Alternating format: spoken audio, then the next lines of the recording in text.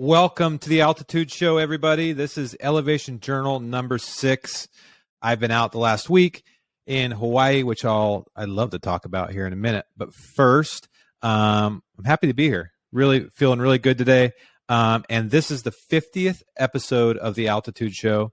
I just launched 8 months ago, and I've had everybody from entrepreneurs to authors to adventurers to musicians, hunters, family members, friends, all kinds of different people that I'm interested in talking to I've had on over the last 8 months, and it's been such an incredible ride. I started out with Will Primos, and I've worked through all kinds of people. I hope you guys have been enjoying the podcast so far. It's still very young, hopefully hundreds of episodes, potentially thousands ahead, and I am looking forward to it. So happy 50th.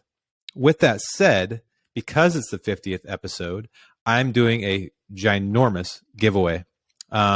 You may be asking yourself, how do I enter this giveaway, David? Well, first, I'll tell you that. But first, I'm going to tell you who's involved with this giveaway. So those that have partnered with me on the giveaway so far are Yeti, Gohunt, Outdoor Class, PEAX Equipment, Leupold, Mountain Tough, Stealthy Hunter, and Rocky Mountain Elk Foundation.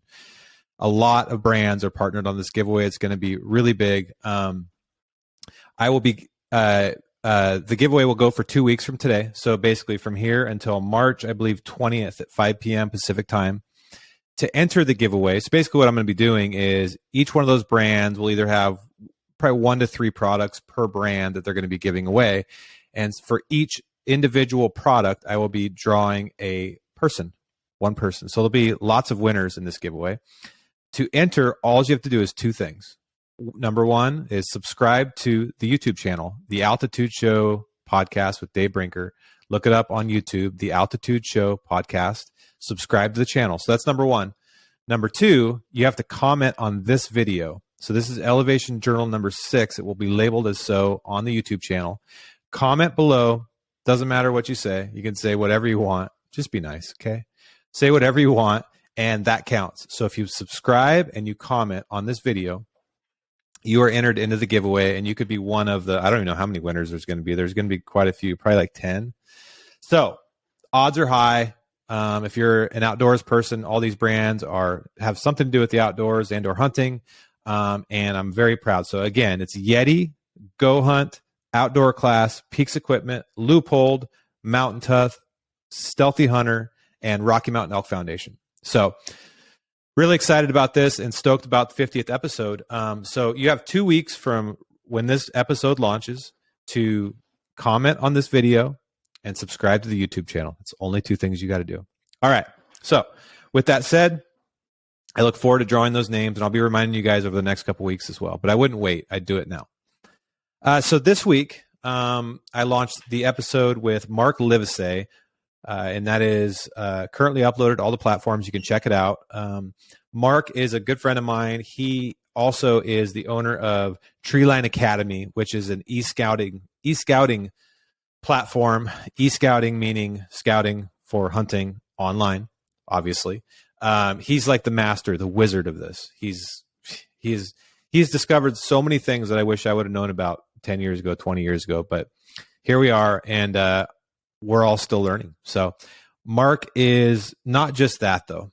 Mark is a very accomplished entrepreneur, and he has done everything from extracting eyeballs from corpses for transplants to owner of retail stores to running massive races all over the country, and now to, in the hunting industry, being the wizard behind e-scouting. I'm really impressed with how smart he is and how detail-oriented he is. I've always been interested in people that are detail-oriented because I myself am not detail-oriented at all. I fly pretty high, and I'm kind of an airhead. So Mark pays attention to all the little details, and he's been able to put together all these things from Google Earth to Onyx to Gohunt to all these different platforms, and teaches people how to commingle the platforms and utilize them to the best of their abilities to strategize for their up-and-coming hunt, which most people don't spend much time doing at all.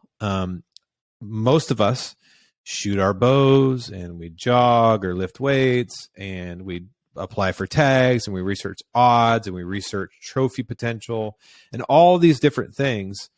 But when it comes to actually sitting down and planning the hunt down to having plan A, B, C, D on which basins to hunt, on which winds, sort of like whitetail hunters do back east, but us as Western hunters are a little bit, I don't know, maybe it's because we have more property, more land to hunt, or I don't know, maybe whatever the case might be, we just we don't plan as much from an e-scouting platform, but all of the resources are available to us right now to do that, and via various platforms.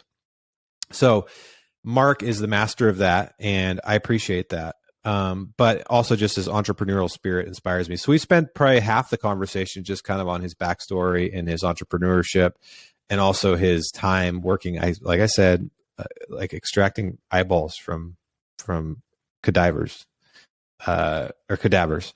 Yeah, pretty gross, but also really interesting. So his intelligent approach to hunting that he promotes is something that I highly recommend you guys check out. The website is Treeline Academy, and you can use code altitude for 20% off. You will learn a ton. Trust me. I've been through his class, I don't know, 4 or 5 times now, and every time I sit through it, I'm like, geez, I can't believe I didn't know that. So go check out Mark's episode. It's episode 49 on the podcast. Great dude.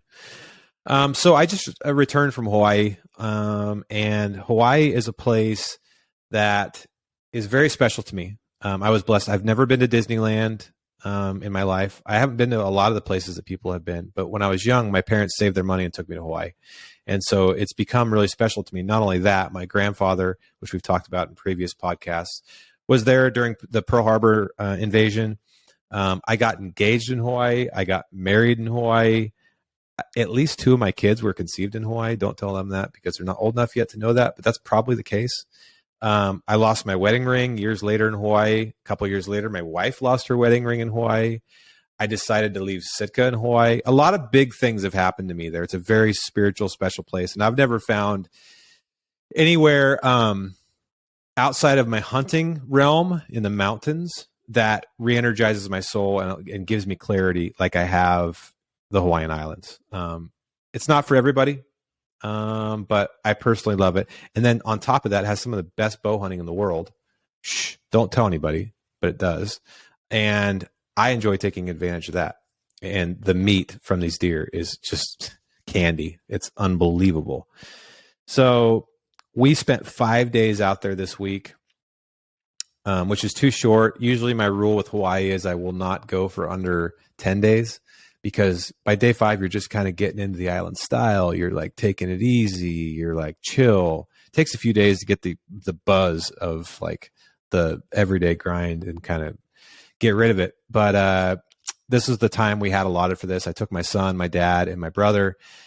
And we hunted 2.5 days of that and took the other 2 days and just kind of relaxed. Went to eat some really good food, went to the beach, swam in the pool, drank my favorite Hawaiian coffee, didn't drink my favorite Hawaiian beer because I'm not drinking, but I really wanted to. I'll talk about that in a minute. The hunting was really good as usual. My focus this time was getting my son a deer. So I really only got to hunt myself with my bow in my hand, probably a total of like 4 hours. And in that 4 hours, I did get a shot at a buck in which I hit a limb and deflected in the jungle and missed it. And I did get a shot at a doe, which I had the same outcome. I was hunting really brushy country this time. So I did not kill anything on this hunt because I spent most of my time helping my son. And he did shoot a deer on the last day, and it was awesome. It was just a doe, but you can shoot either out there. And to be honest, I didn't really care. The area he was hunting was pretty pressured. It was tough to find bucks on, and he made a great shot at a doe, 120 yards, just dropped it in his tracks, and we've already been eating it, and it is pure candy. Literally, you can cut the back straps with a fork, and it has zero gaminess.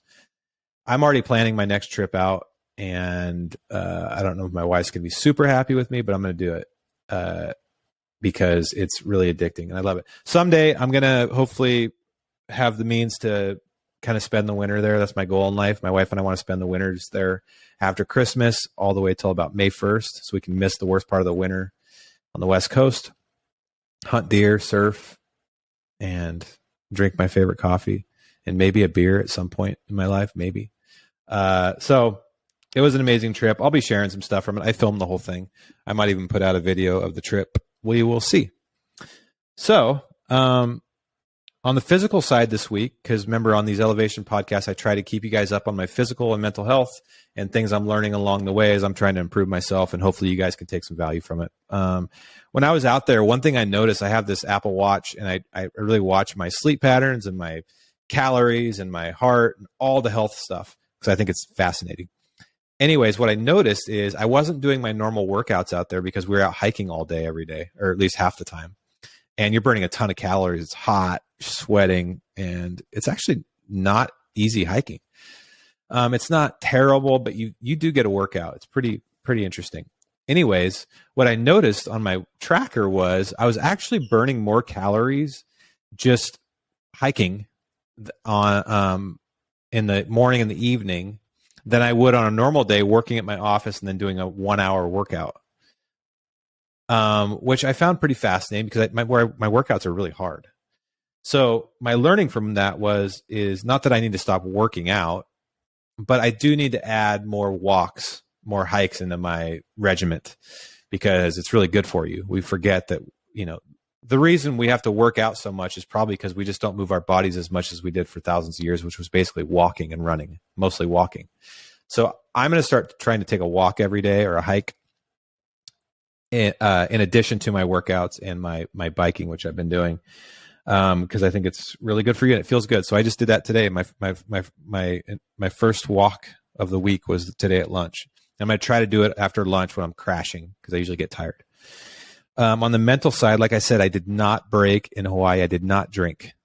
It was the hardest week I've had in terms of drinking this whole time, which has been 5 months, because they sell this beer called it's from Maui Brewing Company. It's called Coconut Hiwa Porter. It is so fucking good. I love it. And you can't. I've never seen it on the mainland. It's so good, so good. Even my dad, who doesn't like porters, had one and said that was amazing. So it was really hard for me not to have one of those at dinner every night, but I didn't break, and I'm pretty proud of myself for that. I still feel great. I came back and weighed myself. I'm the lowest I've been 10 years. So the months and months of grinding are paying off. I'm lean and feeling good. And my lesson on the coconut porter thing is like those little battles are tough to fight. But if you win those little battles day to day to day to day, it adds up and you win the war. But you got to face those little battles with yourself. Oh, I want one. No one's going to, on the airplane out there, no one's going to know if I get a Mai Tai on the airplane. No one's going to know if I get a beer on the airplane. I don't have to admit it to my listeners. And then you're like, nah, yeah, you do. You can't lie to yourself and your listeners. You made a promise not to drink for 12 months, and that's what you're going to do.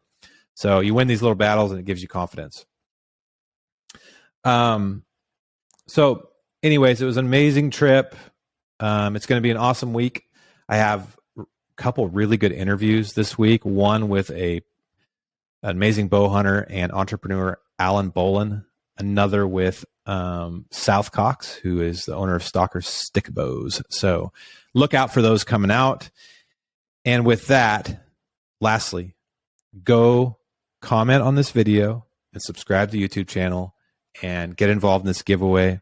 A lot of amazing partners. I would love for you to be one of the winners. And I hope you guys have a great week. And we'll check in again next week. Reach out at info@altitudeshow.live. If you have any questions that you want me to take a crack at on air, give me a follow on Dave Brinker _ at Instagram. And we'll chat soon. Have a great day, folks.